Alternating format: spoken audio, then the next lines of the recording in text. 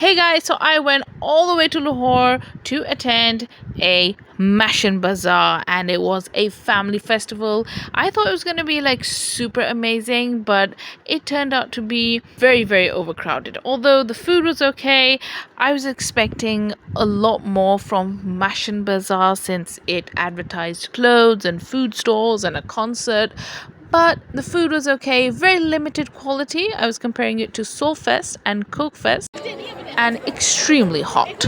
So, not a lot of places to stand in front of or sit down. The food I loved though. Some of the vendors did an amazing job. I loved their pepperoni pizza.